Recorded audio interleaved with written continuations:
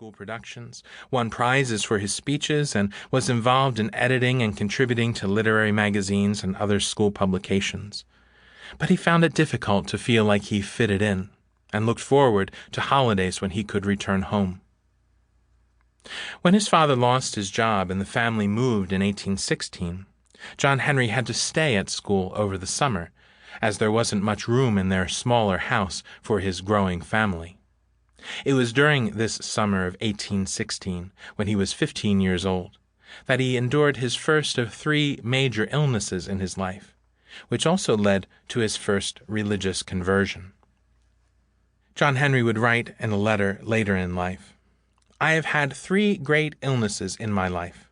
The first keen, terrible illness was when I was a boy of 15, and it made me a Christian, with experiences before and after awful and known only to God. It is difficult," he said, "to realize or imagine the identity of the boy before and after August 1816. During this summer holiday, John was practically the only boy at the school. He was befriended by Ealing's professor of classics, Reverend Walter Mayers, who would later become a fellow at Pembroke College in Oxford, who took the young John Henry under his wing.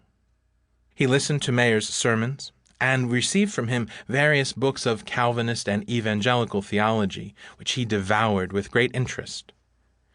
The most important book to which he was exposed was a collection of biblical commentaries of Reverend Thomas Scott. He would write later in life, "Scott made a deeper impression on my mind than any other. To him, humanly speaking, I almost owe my soul. He followed truth wherever it led him.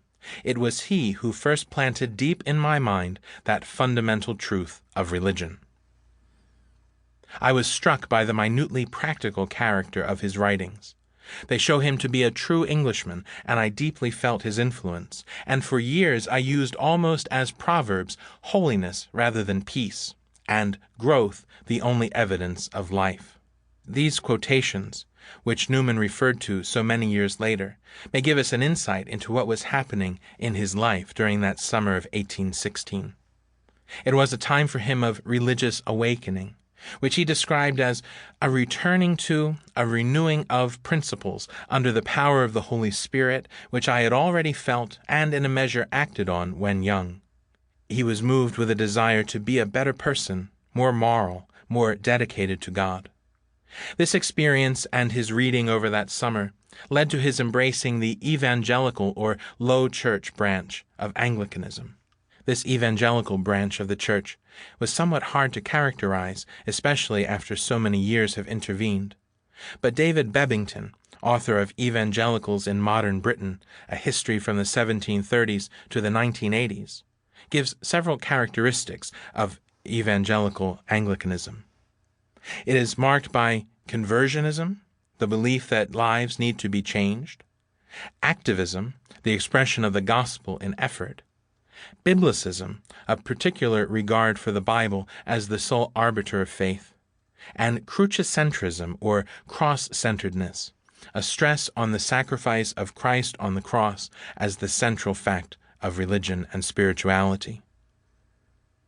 John Henry became very serious about religion and about whether it was visible in others, and in these early days drew a sharp distinction in his mind between what he referred to as real Christians and nominal Christians. In his spiritual autobiography, written many years later, Newman mentioned another part of his religious awakening and understanding that took place at this time. "I am obliged to mention," he says, "though I do it with great reluctance, another deep imagination, which at this time, the autumn of 1816, took possession of me, that it was the will of God that I should lead a single life." Newman did not consider this a bad thing, was not ashamed by it, but simply reluctant to talk about himself.